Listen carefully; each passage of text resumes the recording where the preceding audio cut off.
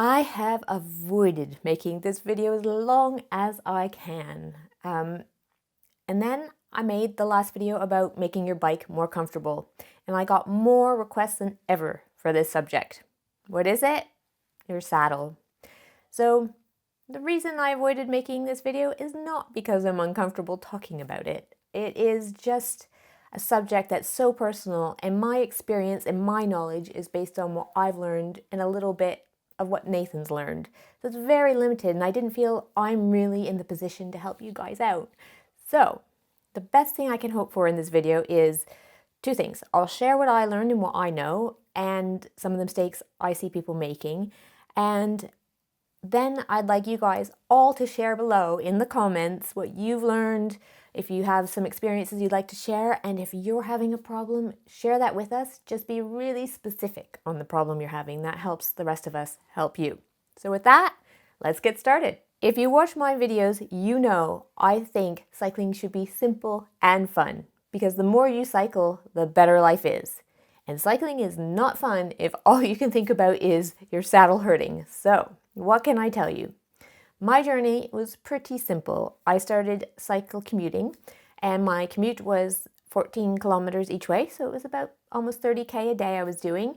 I started out and it was painful. So if you haven't cycled for a while, your sit bones are going to have to get used to being in the saddle and having, the pressure on them. That's normal, and I would recommend just getting through it.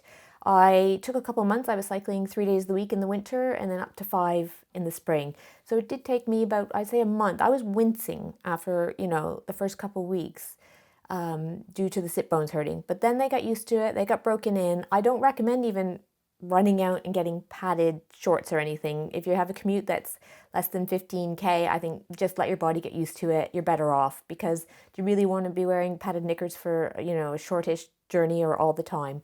I don't think it's necessary. So that's my advice. At the beginning, it probably will hurt, but it shouldn't continue to hurt. If it does, then you need to identify the problem. And I think the best thing you can do is to be specific. I get a lot of questions, and sometimes husbands ask me questions on behalf of their wives, but my wife's saddle hurts her or she's uncomfortable isn't really something that gives me the ability to help. So when you ask a question and you need help, just be specific. So for me, what happened was I got a road bike and I went out on a longer ride, and soon realized that I was thinking about my saddle way too much. And I knew my sit bones weren't the problem. I'd gone through that. It went away. This was something different. It was numbness. And you have some, nerves and major arteries going through the area that you sit in your saddle on. So for me, what it turned out, because it was numbness, was that I needed to get the pressure off of that area to, allow blood flow and stop the numbness. So I got a saddle like this. It has a cutout here, as you can see, and that took the pressure off. Job done. This happened to be the first one I got. I was really lucky that way. This did the job, and it was a very comfortable saddle. This is actually a really popular one. If you can still get it, I'll put the link below, or the equivalent of the newer version below. This one is an old one for me. I have a new one, so as you can see, I wore it through, but I got the same one again. Great saddle for me.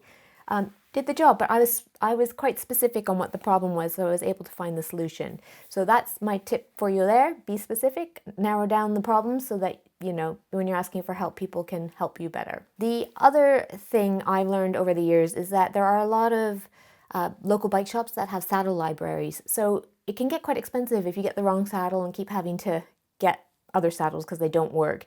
And saddles, the good ones, can be expensive. So look for a local bike shop that has a saddle library. And in fact, in making this video, I learned of a company that's just started up that has an online saddle library. So you can use a saddle, decide if it's for you. If it's not, try another one until you find the one that's for you. And in fact, on their website, and I'll link it below in the description, they tell you how to measure your sit bones, which is really important because people's sit bones and where they sit on their saddles. So they're, you want them in the right position. So you need a saddle that is wide enough or narrow enough to get the sit bones in the right part of the saddle, because you do want the weight on the sit bones, not on the softer tissues.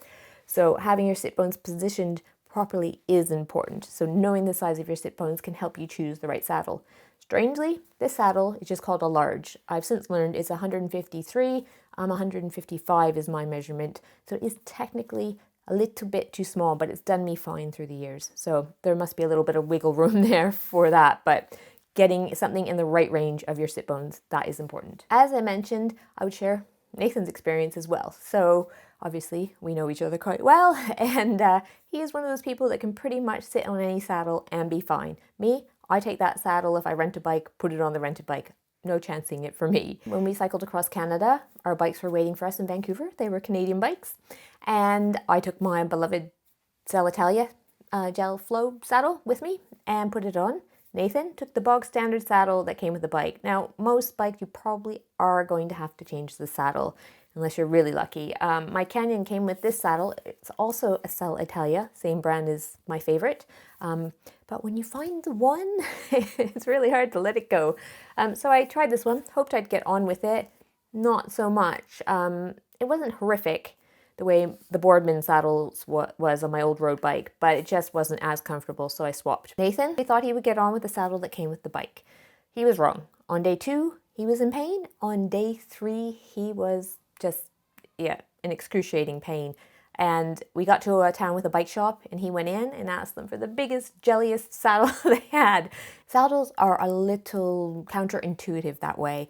When you're riding long distance, you actually don't want the softest, cushiest saddle. You're looking to reduce friction, and if you're sinking into a cushy gel saddle, you're going to cause more contact and you're going to cause more friction likely. So it's unlikely that's the solution for most people. There's probably someone out there that works for, so always exceptions. Listen to your body. But yeah, it's a bit counterintuitive. Those saddles that look really hard and uncomfortable are surprisingly the best thing for long distance riding. And one of the favorite saddles of tourers are Brooks saddles, and they're leather, and they, after a break-in period, mold to your body and your sit bones, and people swear by them on world tours. It's now what Nathan has on his commuter bike. But back to Canada, the shop would not sell him a saddle. They said, no, have you tried adjusting your bike? We think you need to try that first. So, wow, away we went. They turned down the sale. And for the next couple hours, Nathan adjusted millimeter by millimeter. We stopped, 20 minutes later, another adjustment. So it's very, very little adjustments you want to make to see if there's a difference. Now I thought, well, how's this ever going to work? He's in pain, he's done the damage. How's he going to know when he's got the better position, because it hurts. But he did. After, it must have been about 3.5, 4 hours of minor adjustments, he knew. He hit the sweet spot and he was just like, and that was it. He was fine for the whole rest of the journey across Canada with that saddle. So amazing advice from that bike shop.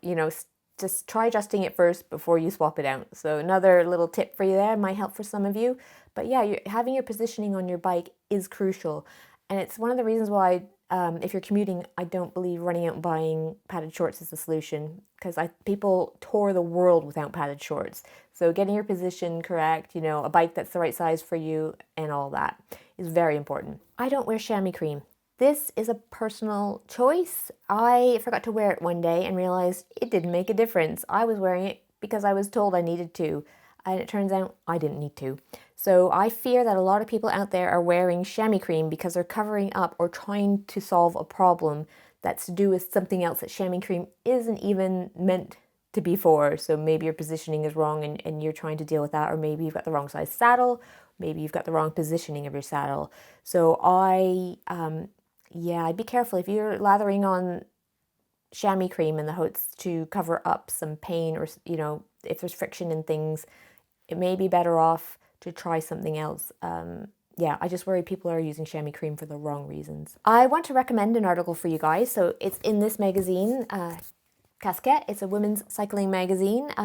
Maybe you men actually will find some use in this article as well. It's written by Emily Chappell, an ultra endurance rider. It's one of the most frank articles I've read on saddles, and it talks about flat mash. Oh yes, flat mash. Fantastic term. And I hope that it may help some of you out there. So that brings me on to getting to know yourself very personally. Little lumps and bumps could turn into big lumps and bumps, so do not ignore them. If you know what causes you ingrown hairs, take note, avoid. Ingrown hairs actually can be really dangerous because they can grow in and cause infections and blood poisoning. It can get nasty really quick. So if you do a lot of time in the saddle, you want to avoid ingrown hairs. If there's any lumps or bumps or any cysts or anything forming that's causing you discomfort, don't ignore it. Talk to your doctor. Get to know yourself really well. It's so important, guys. Little things can turn into big things, and that can mean time off the bike. So don't ignore. As I said at the beginning, I think the best thing for this video I can hope for is that we can all help each other. So don't be shy. If you have questions, put them in the comments below. If you have experience you want to share, share it. I think, yeah, as a group, we can hopefully make sure we're all comfortable in our saddles and are able to enjoy our rides to the fullest. As always, thanks for watching. Until the next video.